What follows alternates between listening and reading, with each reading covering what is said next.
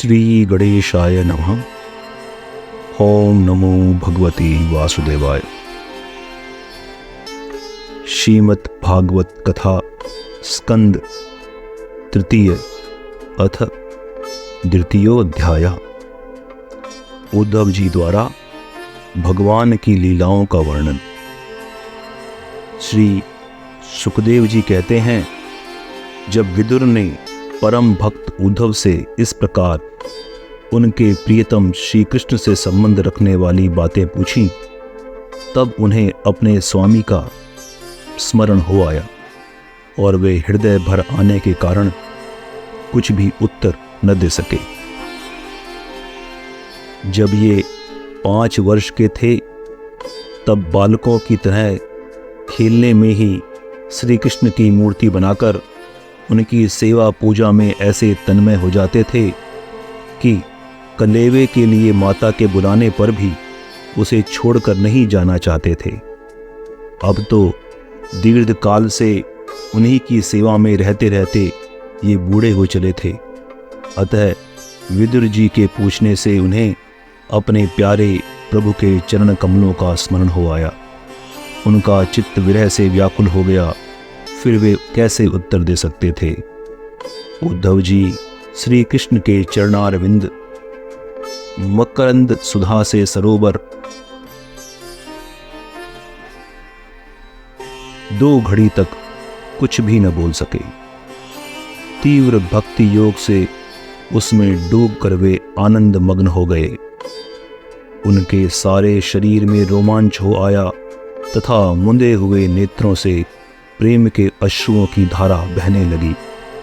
उद्धव जी को इस प्रकार प्रेम प्रवाह में डूबे हुए देख विदुर जी ने उन्हें कृत्य माना।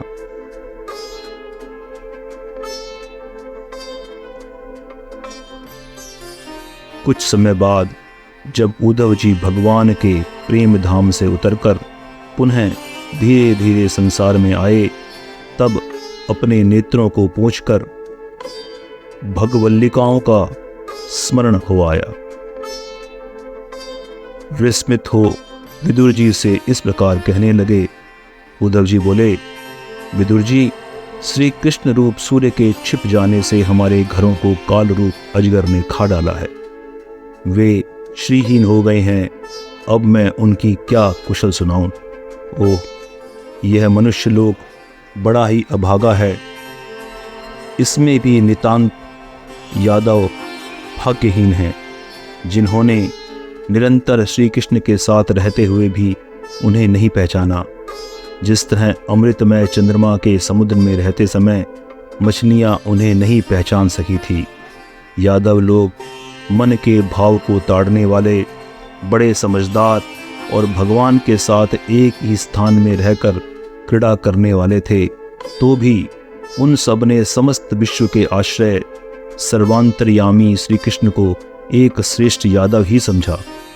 किंतु भगवान की माया से मोहित इन यादवों और इनके व्यर्थ का वैर ठानने वाले शिशुपाल आदि के अवहेलना और निंदा सूचक वाक्यों से भगवत प्राण महानुभावों की बुद्धि भ्रम में नहीं पड़ती थी। जिन्होंने कभी तप नहीं किया, उन लोगों को भी इतने दिनों तक दर्शन देकर अब उनकी दर्शन लालसा को तृप्त किए बिना ही वे श्री कृष्ण अपने त्रिभुवन मोहन श्री विग्रह को छिपाकर अंतर्ध्यान हो गए हैं। और इस प्रकार उन्होंने मानो उनके नेत्रों को ही छीन लिया है। भगवान ने अपनी योग माया का प्रभाव दिखाने के लिए मानव लीलाओं के योग्य जो दिव्य श्री विग्रह प्रकट किया था, वह इतना सुंदर था कि उसे देखकर सारा जगत तो मोहित हो ही जाता था। वे स्वयं भी विस्मित हो जाते थे। सौभाग्य और सुंदरता की पराकाष्ठा थी उस रूप में। उससे आभूषण भी विभूषित हो जाते थे। धर्मराज युधिष्ठिर के राजसूय यज्ञ में जब भगवान ने उस नयनाभिराम रूप पर लोगों की दृष्टि पड़ी, तब त्रिलोकी ने यही माना था कि मानव सृष्टि की रचना में विधाता की जितनी चतुराई है, सब इसी से पूरी हो गई है। उनके प्रेमपूर्ण हास्य विनोद और लीलामय चितवन से सम्मानित होने पर ब्रज बालाओं की आंखें उन्हीं की ओर लग जाती थी और उनका चित्त भी ऐसा तल्लीन हो जाता था कि वे घर के काम धंधों को अधूरा ही छोड़कर जड़ पुतलियों की तरह खड़ी रह जाती थी। चराचर जगत और प्रकृति के स्वामी भगवान ने जब अपने शांत रूप महात्माओं को अपने ही घोर रूप असुरों से सताए जाते देखा, तब श्री करुणा भाव से वे द्रवित हो गए और अजन्मा होने पर भी अपने अंश बलराम जी के साथ काष्ठ में अग्नि के समान प्रकट हुए। अजन्मा होकर श्री वासुदेव जी ने यहाँ जन्म लेने की लीला करना, सबको अभय देने वाले होने पर भी मानो कंस के भय से व्रज में जाकर छिप रहना और अनंत पराक्रमी होने पर भी काल यवन के सामने मथुरापुरी को छोड़कर भाग जाना, भगवान की ये लीलाएं याद आ आकर मुझे बेचैन कर डालती हैं। उन्होंने जो देवकी वासुदेव की चरण वंदना करके कहा था, पिताजी माताजी, कंस का भय रहने के कारण मुझे आपकी कोई सेवा न बन सकी। आप मेरे इस अपराध पर ध्यान न देकर मुझ पर प्रसन्न हो। श्री कृष्ण की ये बातें जब याद आती हैं तब आज भी मेरा चित्त अत्यंत व्यथित हो जाता है।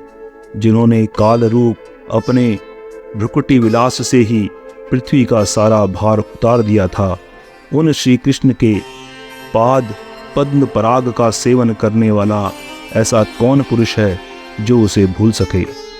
आप लोगों ने राजसूय यज्ञ में प्रत्यक्ष ही देखा था कि श्री कृष्ण से द्वेष करने वाले शिशुपाल को वह सिद्धि मिल गई जिसकी बड़े बड़े योगी भक्ति भांति योग साधना करके स्पृहा करते रहते हैं। उनका विरह भला कौन सह सकता है। शिशुपाल के ही समान महाभारत युद्ध में जिन दूसरे योद्धाओं ने अपनी आँखों से भगवान श्री कृष्ण के नयनाभिराम मुख कमल का मकंद पान करते हुए अर्जुन के बाणों से बिंधकर प्राण त्यागा, वे पवित्र होकर सब के सब भगवान के परम धाम को प्राप्त हो गए। स्वयं भगवान श्री कृष्ण तीनों लोकों के अधीश्वर हैं। उनके समान भी कोई नहीं है, उससे बढ़कर तो कौन होगा। वे अपने स्वतः सिद्ध ऐश्वर्य से ही सर्वदा पूर्ण काम हैं। इंद्रादि असंख्य लोकपालगण नाना प्रकार की भेंटें ला लाकर अपने अपने मुकुटों के अग्रभाग से उनके चरण में रखने की चौकी को प्रणाम किया करते हैं। विदुर जी, वे ही भगवान श्री कृष्ण राज सिंहासन पर बैठे हुए उग्रसेन के सामने खड़े होकर निवेदन करते थे, देव हमारी प्रार्थना सुनिए। उनके इस सेवा भाव की याद करते ही हम जैसे सेवकों का चित्त अत्यंत व्यथित हो जाता है। पापनी पूतना ने अपने स्तनों में हलाहल विष लगाकर श्री कृष्ण को मार डालने की नीयत से उन्हें दूध पिलाया था। उसको भी भगवान यह परम गति प्राप्त करते हैं जो धाय को मिलनी चाहिए। उन भगवान श्री कृष्ण के अतिरिक्त कौन दयालु है जिसकी शरण में हमें जाना चाहिए। मैं असुरों को भी भगवान का भक्त समझता हूँ, क्योंकि वैर भाव जनित क्रोध के कारण उनका चित्त सदा श्री कृष्ण में लगा रहता था और उन्हें रणभूमि में सुदर्शन चक्रधारी भगवान को कंधे पर चढ़ाकर झपटते हुए गरुड़ जी के दर्शन हुआ करते थे।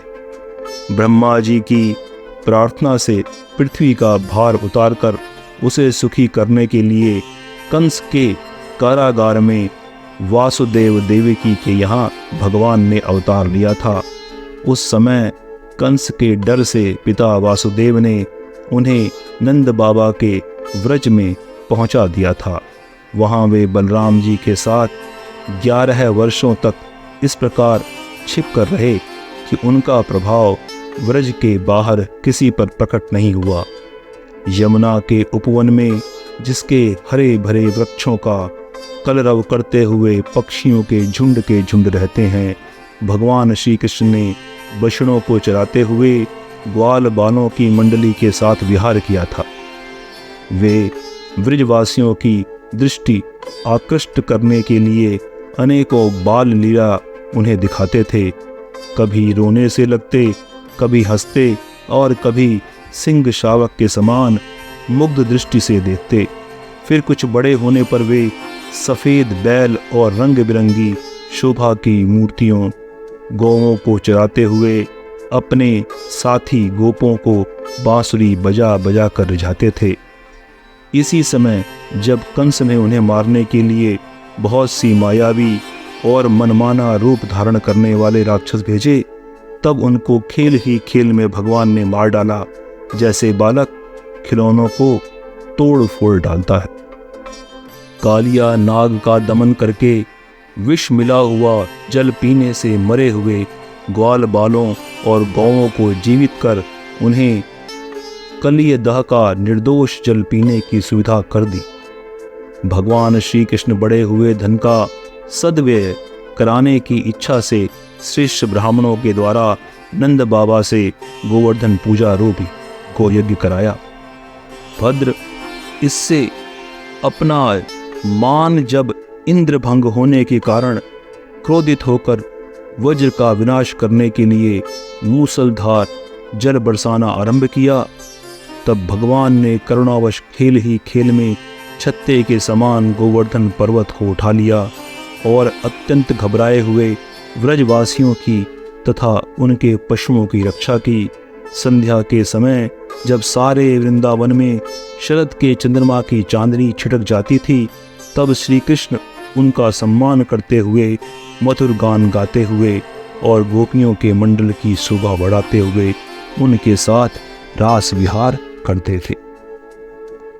इति श्रीमद्भागवते महापुराणे तृतीय स्कंधे द्वितीयोऽध्याय। धन्यवाद। आप देख रहे थे गॉड ब्लेस टीवी हिंदी। हमारे साथ जुड़ने के लिए सब्सक्राइब अवश्य करें।